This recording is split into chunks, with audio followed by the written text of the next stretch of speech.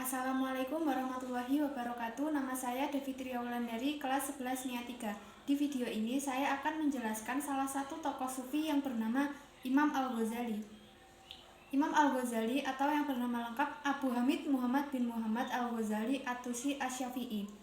Beliau lahir pada tahun 1508 Masehi atau 450 Hijriah. Gelarnya Al-Ghazali At-Tusi berkaitan dengan ayahnya yang bekerja sebagai pemintal bulu kambing dan tempat lahirnya. Sedangkan gelar Asy-Syafi'i menunjukkan bahwa beliau bermazhab Syafi'i. Imam Al-Ghazali terlahir dari keluarga miskin, tetapi ayahnya mempunyai cita-cita tinggi, yaitu ingin anaknya menjadi orang alim dan soleh. Ayah Imam Al-Ghazali bekerja sebagai pemintal dan penjual wol di kotanya. Juga dikenal sebagai orang yang memiliki pengabdian tinggi dalam menuntut ilmu agama.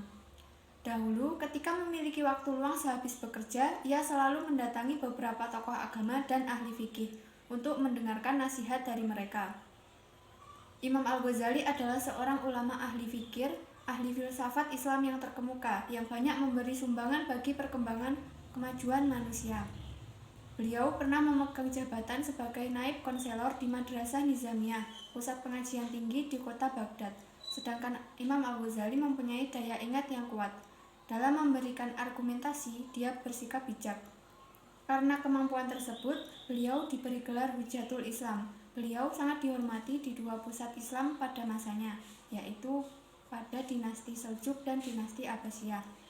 Imam Al-Ghazali mencintai ilmu dan pengetahuan, sehingga beliau menguasai banyak sekali bidang ilmu. Dalam menuntut ilmu, Imam Al-Ghazali melakukan pengembaraan dan meninggalkan seluruh kesenangan hidup yang dimilikinya. Beliau memulai pengembaraan dengan mempelajari karya ahli sufi ternama seperti Al-Junaid Sabili dan Bayazid Bustami. Imam Al-Ghazali mengembara selama 10 tahun lamanya. Ia telah mengunjungi tempat-tempat Islam yang suci di daerah Islam yang luas seperti Mekah, Madinah, Yerusalem, dan Mesir. Imam Al-Ghazali juga terkenal sebagai ahli filsafat Islam yang telah mengharumkan nama ulama di Eropa melalui beberapa karyanya yang bermutu tinggi. Pada tingkat dasar, beliau mendapat pendidikan secara gratis dari beberapa guru karena kemiskinan keluarganya. Beliau memiliki minat yang mendalam pada ilmu. Dia mulai mempelajari ilmu ushuluddin, ilmu mantik, usul fikih, filsafat, dan mempelajari segala pendapat keempat mazhab, sehingga Imam Al-Ghazali mahir dalam bidang yang dibahas oleh mazhab-mazhab tersebut. Selepas itu, dia melanjutkan pelajarannya dengan Ahmad Ar-Raskani dalam bidang ilmu fikih, Abu Nasr Al-Ismail di Jarajan, dan Imam Haromain di Naisabur. Sebab Imam Al-Ghazali memiliki ketinggian ilmu, dia telah dilantik menjadi mahaguru di Madrasah Nizamiyah, yaitu sebuah universitas yang didirikan oleh Perdana Menteri di Baghdad pada tahun 484 Hijriah. Dalam pengembaraannya, beliau menulis kitab Ihya Ulumuddin yang memberi sumbangan besar kepada masyarakat dan pemikiran manusia dalam semua masalah. Nah, berikut ini sejumlah inti dari ajaran tasawuf menurut Imam Al-Ghazali. Yang pertama adalah jalan atau at-thoriq.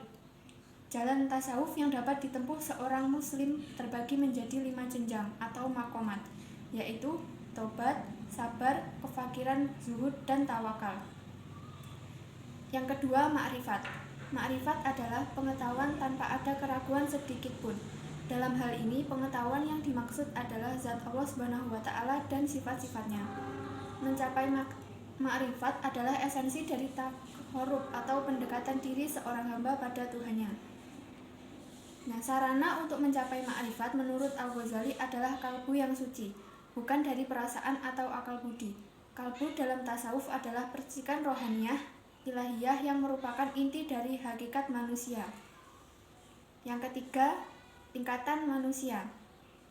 Dalam tasawuf, Imam Al-Ghazali terdapat 3 tingkatan manusia, yaitu orang awam yang cara berpikirnya sederhana sekali, kaum pilihan yang berpikir tajam dan mendalam, atau golongan khawas, dan kaum ahli debat yang dapat mempersuasi orang dan mematahkan argumen, atau al-mujadalah.